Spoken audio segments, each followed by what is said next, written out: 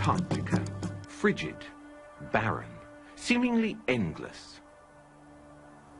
On December the 3rd, 1961, a 63-year-old woman by the name of Andrea Barnes set off single-handedly across this barrier of ice. On December the 18th, the weather turned against her. A week later, on Christmas Day, radio contact was lost. Miss Barnes was never seen again. This was to be the final leg in a journey that had started for her nearly half a century before.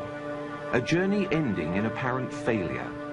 She had not succeeded in proving to the world that the Earth is flat. The Pope and many world leaders understand something. The flat Earth. If you look in the UN, you'll see the flat Earth clearly shown with the 33 degrees of Freemasonry.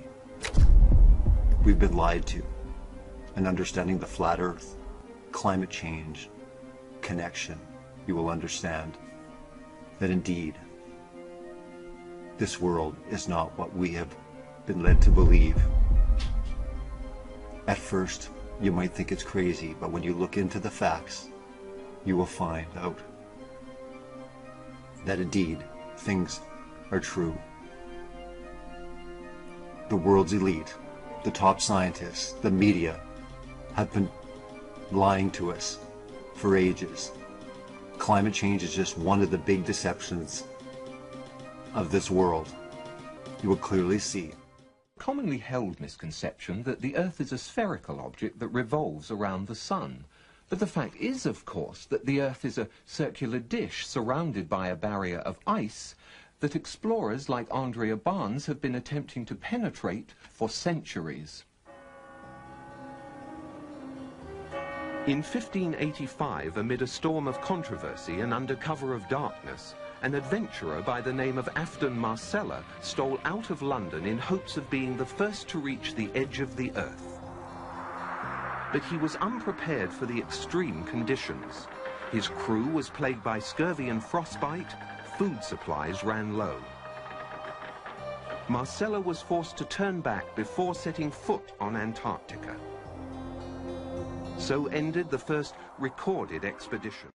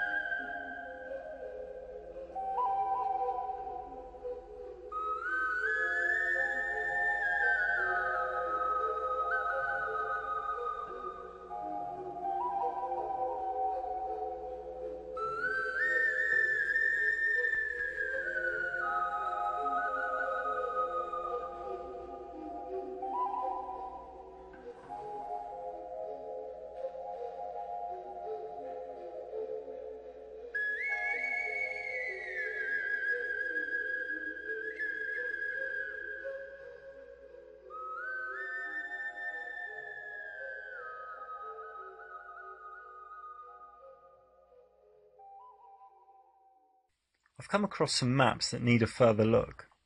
Monte Urbano lived from 1544 to 1613. His manuscript Map of the World book was published in Milan in 1587 and added to in 1589. We can clearly see other lands at the southern edge. At the centre are the 4 Bargas Islands, but a unique shade of blue ink seems to have been added on top. Very strange. This blue ink is also evident near Brazil. And was this map tampered with? In other parts of his book, Monte Urbano clearly showed lands at the north, with rivers and mountains. No strange blue ink here. Green forests were presented on these giant bits of land, and yellow deserts. Also mountains. What is going on here? Here he wrote, Tierra del Fuego, the land of fire. And in Argentina he wrote, the region of the giants.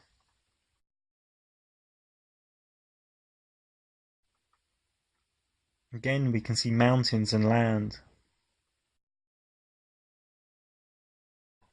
This map is by Gennaro Pichicaro from 1597, and this also showed lands in the south. Also it showed some lands in the middle. He labelled this area Circulus Antarcticus and showed strange and wonderful animals. Now maybe exotic animals like the kangaroo and koala came originally from these other lands. This is a map by Cornelis de Jodi, also from the 1500s.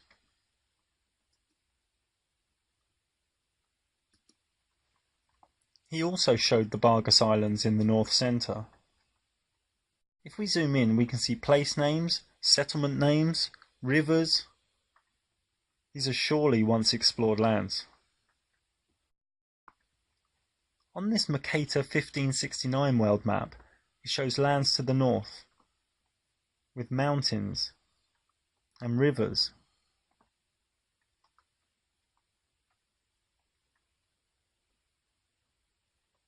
Also in the south it shows other lands.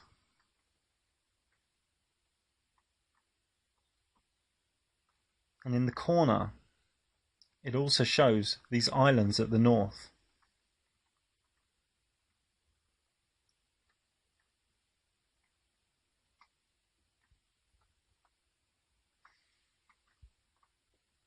This more famous Mercator map also shows these northern islands, these other lands. And here we can logically see where these most likely are. Probably still there, or under ice due to the flood that was reported around the world.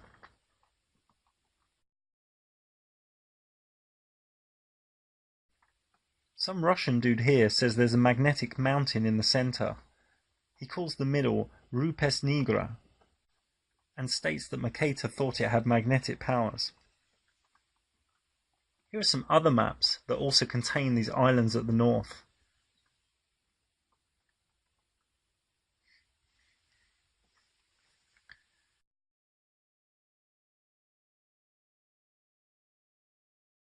This image is from a Russian fairy tale.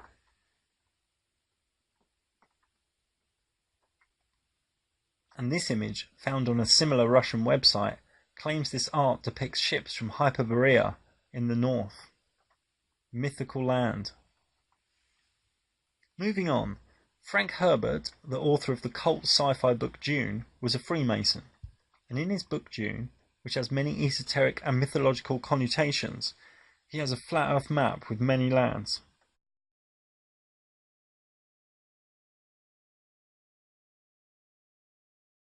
Anyway, here is some footage from Antarctica. And you might wonder, what are sand dunes doing in Antarctica? It's not the first place in the world that you expect to go to find sand. Antarctica is the coldest, windiest and driest continent on Earth. Driest.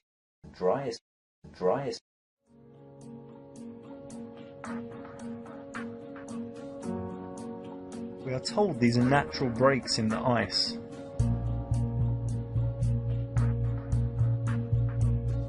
It looks kind of man-made to me.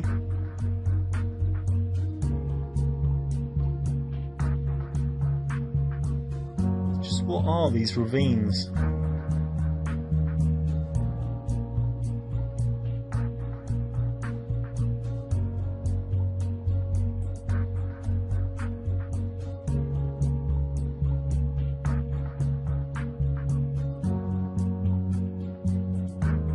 Don't look too natural to me.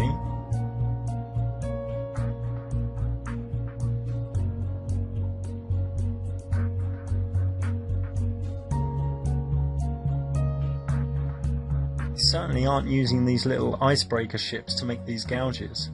Or their science boat. Quick, send a science boat to the ice. What are they doing down there? What are they researching or doing? There's certainly a bunch of machinery and projects going on.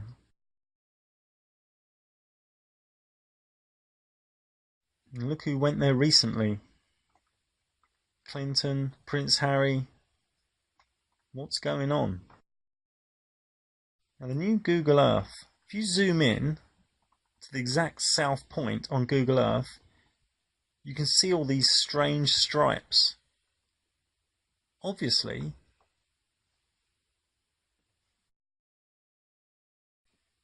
these aren't photos or satellite images.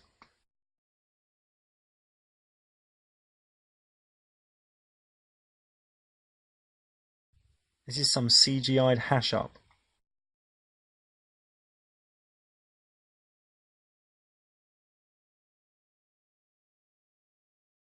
Look how strange this is.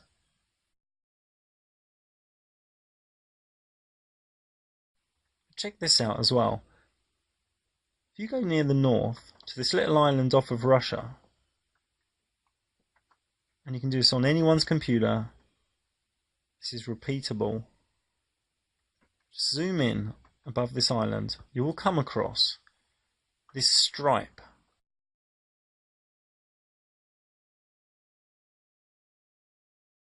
Where you can see sort of ice, mountains and forests within this stripe, and it's like they CGI'd over the top of it with some blue.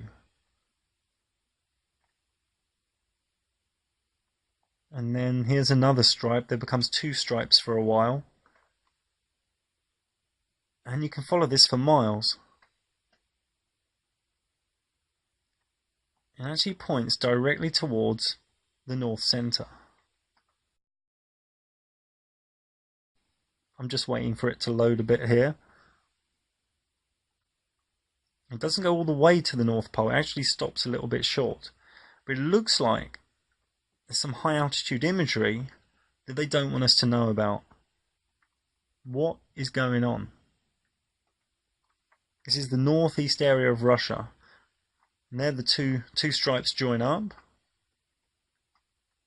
I don't know what's going on here. But this is strange. It's highly likely they are painting over lands.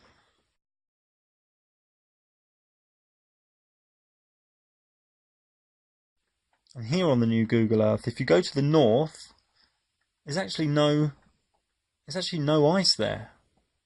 Actually no ice. They forgot to put the ice in. And here we can see it looks like a monk. There's his sort of face. And his hands praying. And there we can see a sort of snake. Here we go, if we turn it a bit. There we go. Don't know if you can see that. Like a monk praying. If we turn it round, there's like a face. There's the nose. All global nonsense, really. I can go away.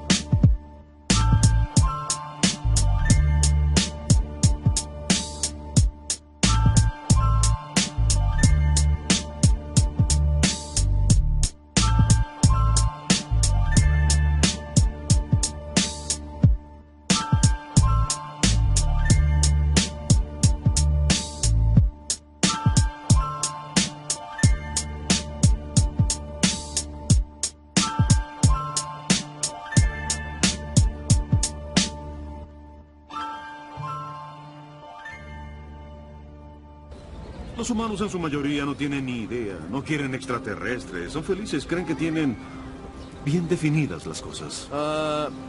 Pero ¿por qué tanto misterio? Las personas son listas, lo entenderían. El humano es inteligente, pero la masa es tonta, temerosa, como animales, y tú lo sabes. Hace 1500 años todos sabían que la Tierra era el centro del universo. Hace 500 años todos sabían que la Tierra era plana. Imagina lo que sabrás mañana.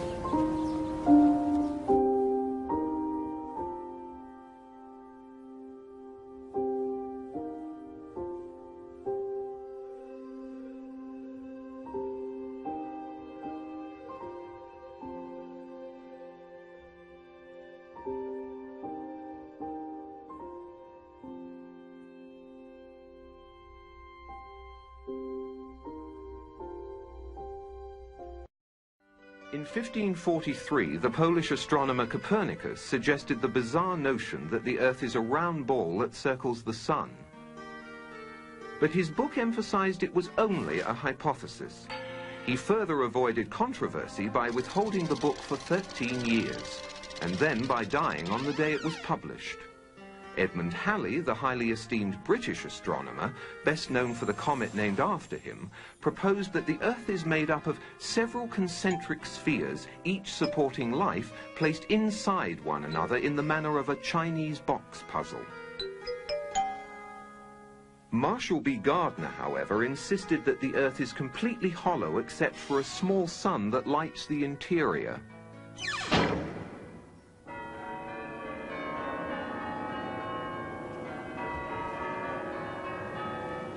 The argument, for all practical purposes, came to an end when the Church of England was established by law during the 16th century.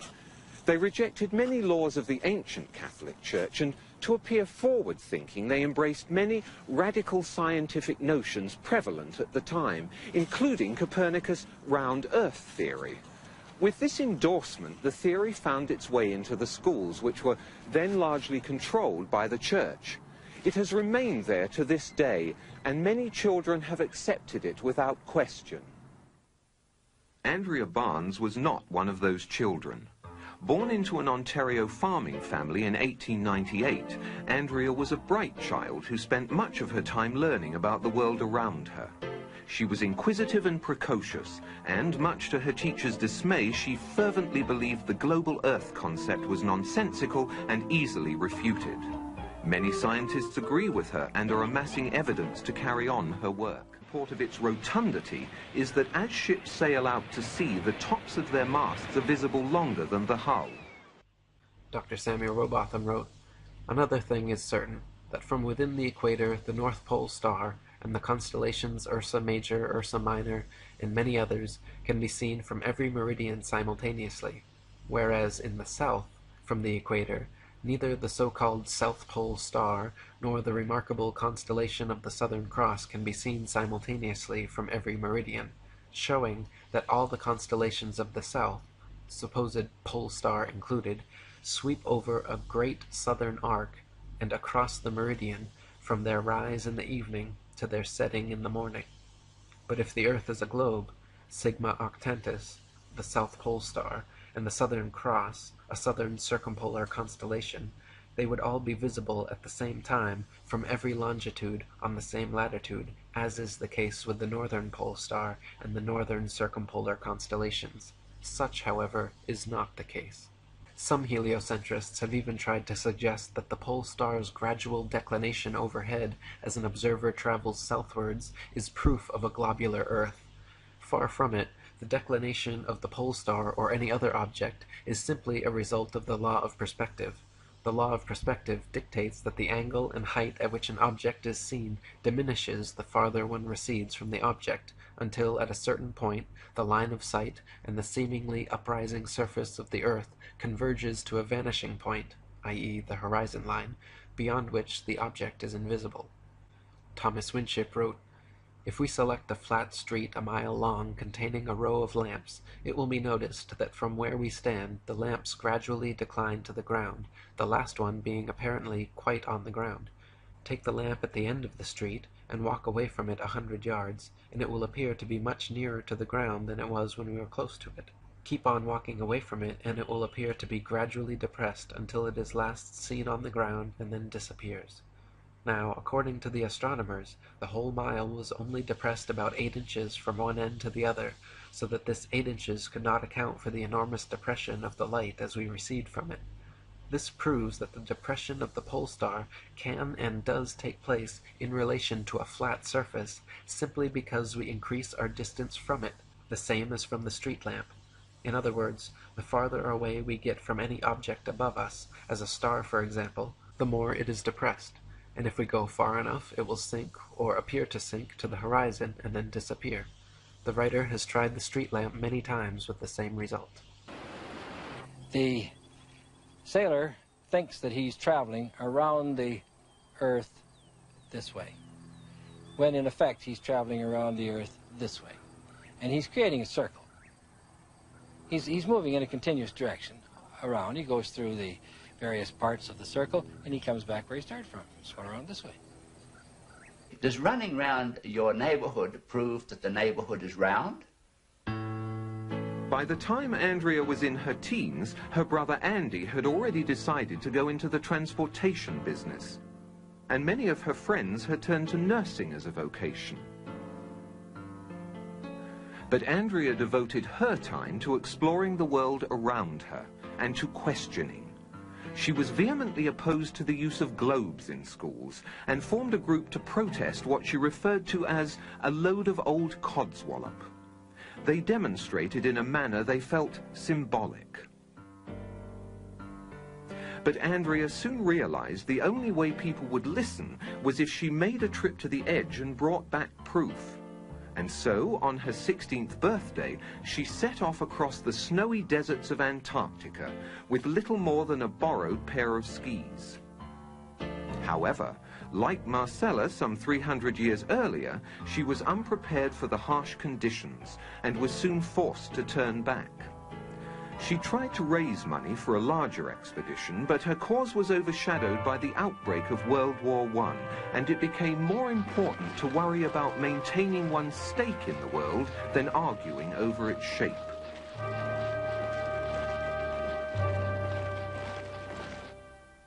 Although they never met, Andrea's mentor was this man, Samuel Burley Rowbottom, better known throughout the scientific community as Parallax. In 1881, he had published this book, Earth Not a Globe. Outlining dozens of experiments performed over many years, it quickly became the standard authority for anti-globularists. Perhaps the most significant experiments were those carried out on a canal known as the Old Bedford Level. Located in Cambridgeshire, England, the canal is perfectly straight over an uninterrupted 6-mile stretch. While there, Parallax conducted many experiments, all towards one conclusion, to prove that the surface of the water in the canal was indeed perfectly flat. In one experiment, a boat carrying a flag rowed from one bridge to another 6 miles away.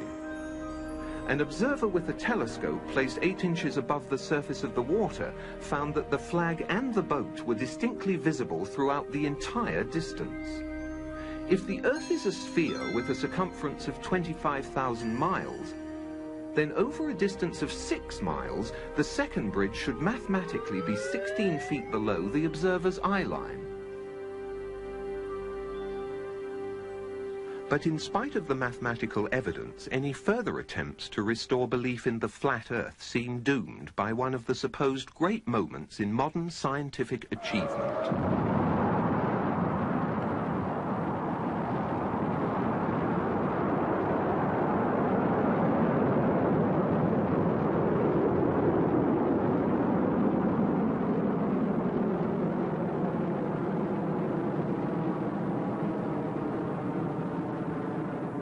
At last, after thousands of years of uncertainty, man was able to get far enough away from the Earth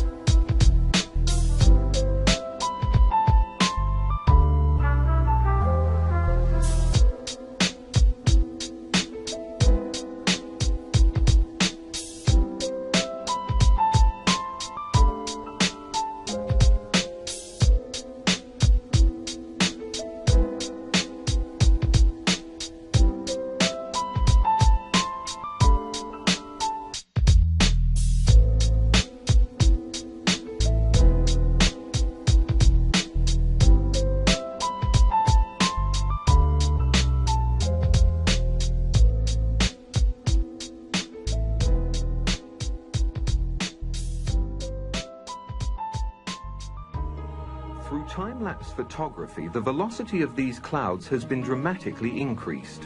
While they were actually drifting over the mountains at approximately 27 miles per hour, they now have the appearance of moving at well over 100, 4 times their normal speed. If the clouds were stationary and the Earth was revolving underneath them, this is how it would appear if the Earth was spinning at 100 miles per hour. Yet we're told that the Earth is spinning at 10 times that speed.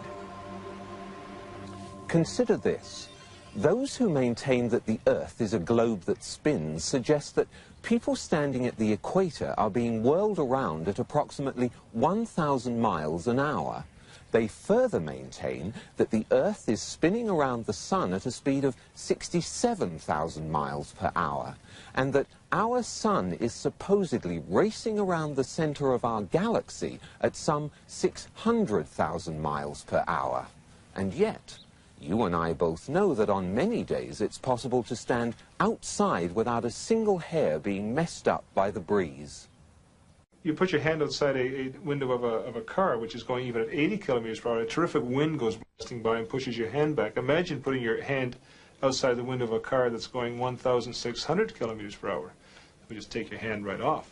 With a sphere of 4,000 miles radius being spun round once every 24 hours, a little bit of calculations will show that that person there is being spun round at about 1,000 miles an hour and doesn't know it. I mean, this is obvious nonsense. You go on a merry-go-round and it goes, I doubt, more than 10 miles an hour, and you get off all dizzy. You mean to tell me that people can be spun round at approximately 1,000 miles an hour and not know it? Why, if this is so, this whole room that we're in is supposedly being spun round at something of approximately that order of speed, and we don't know it? There's all kinds of evidence for the phenomenon of what's called continental drift. This means that the continents are able to move as if they're floating on a fluid. Now, if the Earth is spherical, if it's spinning, anybody knows that if this is spinning very, very, very fast like that, that the continents should all be located at the equator, because centrifugal force would move the continents from the poles to the middle. One of the real big problems that maybe is a little bit easier to understand, sound doesn't travel nearly that fast. So, for example, if you're at the equator and you wanted to shout to warn somebody, it's quite possible they could never hear you, because if you were shouting, say the Earth was spinning in this direction, and you were shouting in that direction, the sound could never catch up to the person who's, of course, being carried away by the Earth. In October of 1929, Andrea again tried to focus the world's attention on the controversy by proving the notion the Earth spins to be absolute nonsense. It was reasoned that if a dirigible was to go aloft in England and hold itself perfectly static, then by the accepted theory the Earth should rotate underneath it and New York should come into view some 4 or 5 hours later. In fact, England was never lost from view. The dirigible eventually ran low on fuel and had to land. Andrea insisted she had made her point. But New York wasn't paying attention that day. The stock market crash monopolized the headlines then and for some time to come. Andrea had again been upstaged.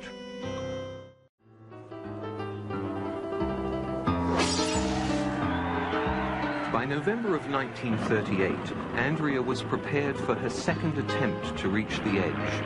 A consortium of financiers were providing her with a plane and a large enough crew to make a legitimate go of it. And so, once again, an optimistic Andrea found herself in Antarctica. And once again, fate was against her. A freak spring blizzard took them by surprise. They were unable to leave base camp, much less make a trip to the edge. The entire expedition was very nearly wiped out.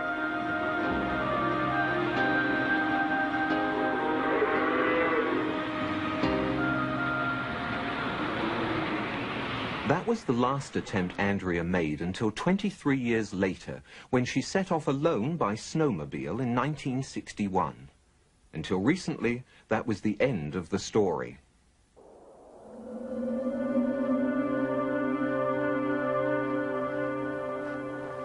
Early this year, a researcher stationed in Antarctica to study weather patterns found a snowmobile partially buried in a snowbank.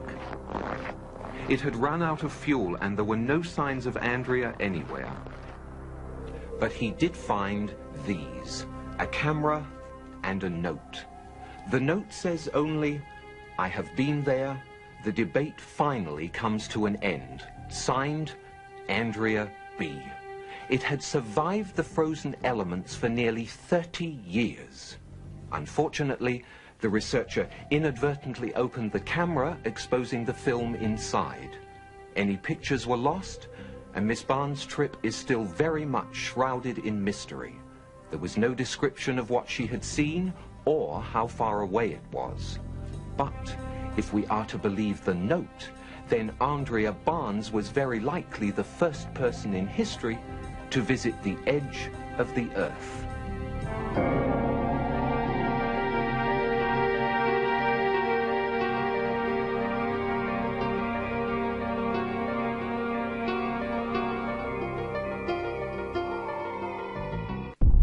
They are terrified for the secret to get out. They have been using climate change. They have been using Big Bang, evolution. We are special. We have been created in an enclosed system. All of their lies all lead back. Follow all the conspiracies, follow all the lies of the elite, the media, the scientism, religion of today. Not wanting to debate, saying that things are fact. Indeed, we understand they are not. Why would they hide it? Could it be true? The Earth is not what you've been told? Didn't we all spin that globe in kindergarten? Grade 1? From an early age we were taught, we were indoctrinated into the world system. The lies continue. We need to address these. Understand that this world you call home is not what you've been led to believe. Created us in an enclosed system. There's no danger of climate change. There's no danger of global warming. All these things are made up to enslave the population, to create carbon tax. Wake up. It's time to understand the flat earth truth.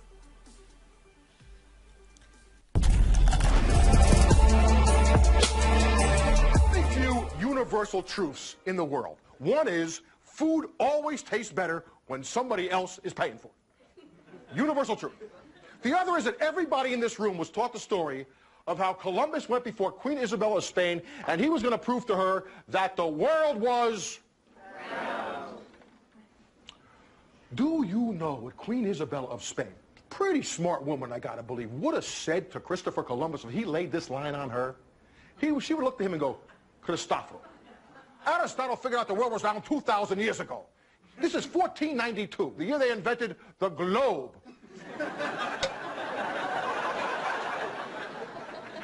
So this world is round story is 100% bullshit.